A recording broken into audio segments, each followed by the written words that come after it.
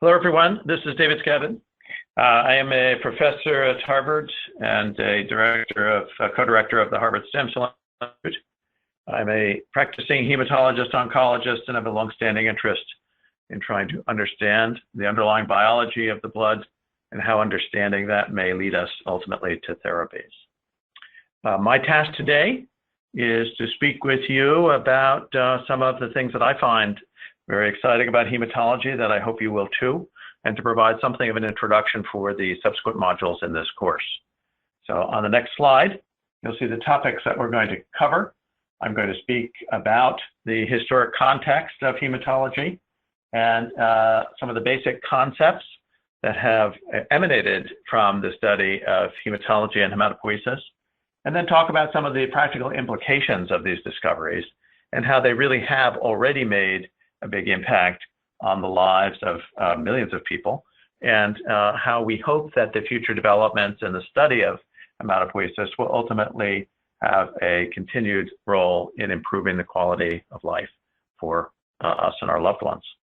So let me begin with the historic background, in that certainly the blood has forever been regarded as something that is in many ways equivalent to life itself, and has been fascinating since the time of the ancients, as something that really represented a way in which we could understand what was the stuff that kept us alive, what kept the vitality within us, and as such represented an almost magical compound that was thought to need to be spilled for the gods in the setting of Mesoamerican peoples, and was certainly something known to be associated with the devastating consequences of injury. And so it was thought to be something that was certainly worthy of our understanding, been incorporated into myths and ritual throughout time, and of course became, because of its easy accessibility, something that was the subject of study as technologies became available. And some of those technologies, microscopy, that of course made a huge difference in terms of our thinking about blood as something that was more than just a uniform substance, but rather comprised of different components.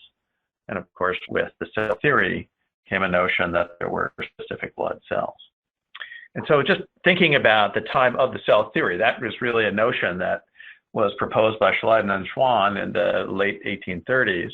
It was something that was added to by Virchow, who hypothesized that not just the fact that all living things are comprised of cells, but also that all cells have derived from a prior cell. And that notion of there being some continuum of cells was proposed by him in the mid-1850s. And of course, by the end of the 1850s, there was another concept broadly applied, and that had a major impact on biology, and that is the Darwinian concept of evolution. And interestingly, one of the people who I think had an impact on our field was Ernst Haeckel, who at the time had been studying to be a medical doctor under Virchow. And when he read Darwin's theory, he became one of the major, if not the major, proponent of the Darwinian thinking on the continent of Europe. And his mission then, he dropped out of clinical medicine, was to try to find some evidence to support Darwin's concept. And he became a person who really helped bring fossil evidence for the relationship between organisms, and created something of these evolutionary trees of the relationships between organisms that we see commonly in older texts related to evolution. And he is the first person to propose this notion that ontogeny recapitulates phylogeny, that the events of the development of the individual are related to the events that happen between organisms, where there is a progression of very simple to the more complex. Given that his view of things was in this hierarchical ordering, he proposed that at the base of life for both the individual and for all organisms, there was something that was the primordial cell. He termed that the stem cell. And that notion of a stem cell was one that he again proposed was not just related to organismal life as a whole, but also within individuals.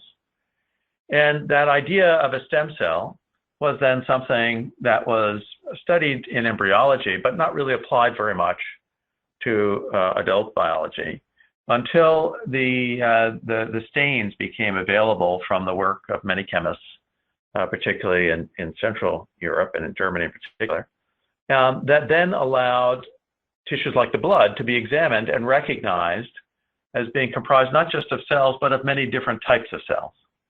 And the organization of those cells was something that was, people proposed to be in various different constructs. And it was Arthur Pappenheim that first proposed that there was a so-called unified theory of hematopoiesis.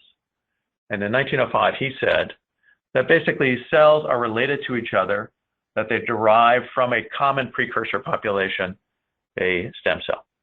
And that was really the first articulation of the hematopoietic stem cell concept. It was one that was of interest, but not particularly of great consequence until really the mid-1900s when, with the advent of nuclear weapons, this idea that we needed to find ways in which people could survive exposure to things like nuclear weapons was a tremendous push in the area of life sciences by many different countries. And so in the UK and in the US and Canada and Russia and other places, physicists and biologists were brought together, and the question was, how is it that we can have people be exposed to radiation and yet be able to survive? Because that was clearly what had happened in Japan.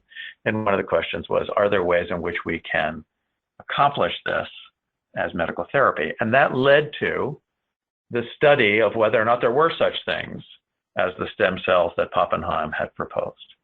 And of course, it was in the blood that the definition, the experimental definition of a stem cell was first demonstrated. And that was really the beautiful creative work of Till and McCullough at Toronto, who demonstrated that indeed cells derived from a donor could reconstitute the entire blood and immune system of an irradiated, a lethally irradiated recipient animal.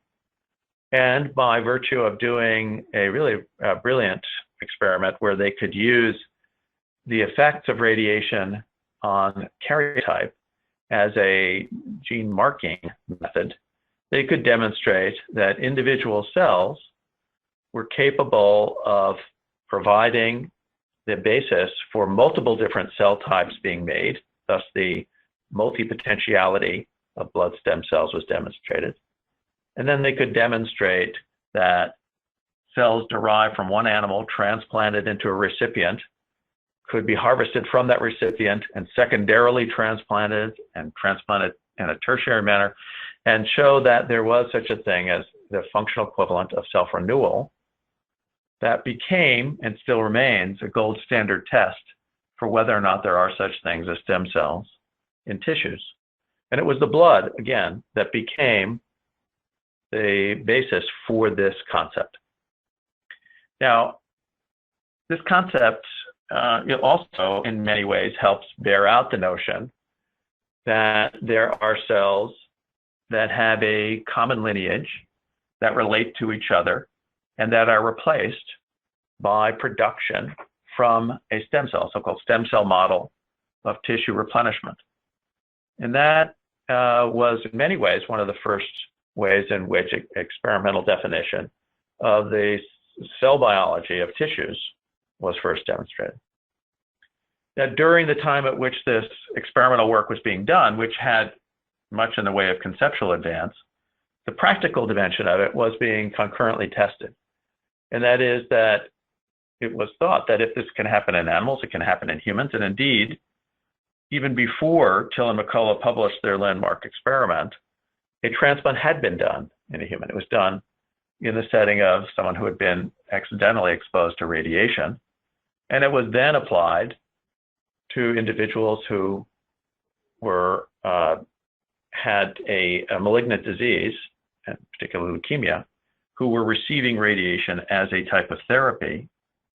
And this was done by E. Don Thomas in an identical twin and demonstrated to be something that could actually provide a benefit. So the idea that there is a stem cell derived from the study of the blood, the experimental definition of it was from the study of the blood, and it was tested and found to be useful in a clinical setting in the context of blood disease.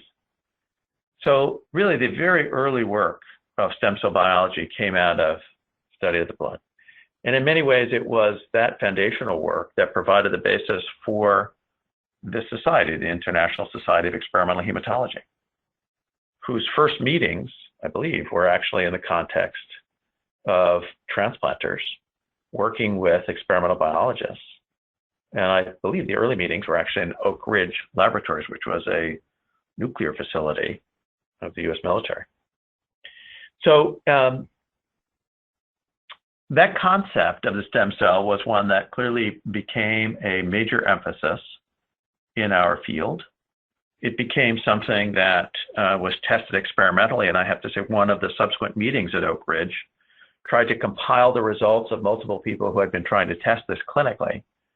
And the report of that cumulative experience was absolutely miserable. Virtually all of the patients had died. And it was because at the time there was really no understanding of clinical immunology. And so it was, in many ways, again, through the blood and the impetus of trying to solve problems of blood disease, that clinical immunology, human immunology, became something of great focus. And the emphasis to identify ways in which you could characterize the relationships between people and how there were barriers, immunologic barriers, that prevented the simple transfer of cell types from one person to another, really grew out of the field of hematology. And of course, it was Don Thomas who helped put together some of the studies in dogs that allowed some of the details to be worked out. And he also ended up creating the concept of stem cell banks for donors to be able to have cells banked that could then become used by others setting of transplant. Now, of course, during this time, there was a great emphasis in trying to understand what these things are that are stem cells. And the way they had been defined by Till and McCullough is they were transplanted by injection into the tail vein of a mouse that was lethally irradiated. And they demonstrated that they could have a clonal capacity to make new cells by looking at collections of cells in the spleen, the so-called colony-forming units in the spleen. And that became a putative stem cell assay. We now know it wasn't, but it was useful at the time. And people wanted to see if you could try to take advantage of such colonies to understand what are the things that allow stem cells to grow, to make more cells. And there was a great effort to then try to grow cells outside the body. And Donald Metcalf and Leo Sachs were the people who really developed the in vitro methods that allowed the growth of different blood cell colonies. And Leo Sachs with use of agar, and Don Metcalf with the use of methylcellulose. And that really then helped identify ways in which you could test, were there particular proteins that helped in the growth of these colonies. And this was a way of trying to define these things called growth factors or cytokines. And it was, of course, in the blood where these then became first isolated and defined and led to the identification, purification, ultimate cloning of the things that are known as colony stimulating factors, GCSF, for example, GM-CSF, erythropoietin, and thrombopoietin. And the whole field of cytokine biology really, in many ways, grew out of study of the blood. The identification of these proteins really helped in many ways spawn the whole biotech industry and the development of these as products that could be used clinically, with companies making these now products that became very powerful and useful in the care of people with underlying deficiencies of blood cells. And we well know how transformative things like G-CSF and erythropoietin have been in the lives of people who are getting either cancer chemotherapy or have chronic kidney disease for these two cytokines respectively. So again, the study of blood and the basic use of simple tools, or the development of these tools, the testing of various reagents, the use of those kinds of assays to identify the underlying mechanisms of cell growth, have turned into very, very powerful therapies, creating great health and along the way great wealth to enhance life for many. Now, in this time, there was also an effort to understand how it is that the bone marrow regulates the growth of cells. And in addition to the idea that there were proteins that could be purified, the concept of there being a specialized microenvironment of the marrow was proposed. It was clearly the case that it was the bone marrow where cells were produced. And so this idea that there was something special about bone marrow stroma led to the first really clear articulation of the concept of the stem cell niche. And that was by Raymond Schofield in 1978, who was at the time working closely with Michael Dexter, who was down the hall. Dexter provided the first co-culture systems for what became known as the in vitro stem cell assay, and ultimately co-culture systems that were then developed for other cell types in addition to trying to preserve more primitive cells. Now, normal cells were, of course, the focus of much of this work. But blood malignancies, because of their ready accessibility, were also being intensively studied. And it was in the blood that one of the first identified genetic mutations associated with the cancer was defined, the so-called Philadelphia chromosome. This idea that you could do a karyotype on patient samples, and those who had a particular syndrome clinically, already defined as a chronic myelogenous leukemia, had a very characteristic abnormality in their chromosomal spreads when a karyotype was done. That notion of there being a consistent chromosomal abnormality, of course, raised the issue that this is not just an epiphenomenon, but might indeed be causal. And Janet Rowley then defined what the nature of this crossover event was that led to this abnormal karyotype. It became known as the BCR-ABL protein product fusion that was generated at this point of crossover or of mutation. And the subsequent work by Owen Whitty and others demonstrated that indeed there was a tyrosine kinase that was a part of this new fusion associated with this cancer, and that if transferred into cells, and mouse cells in this case, it led to a phenotype in the animal very similar to what happened in the patient. And this was done in David Baltimore's lab by George Daly.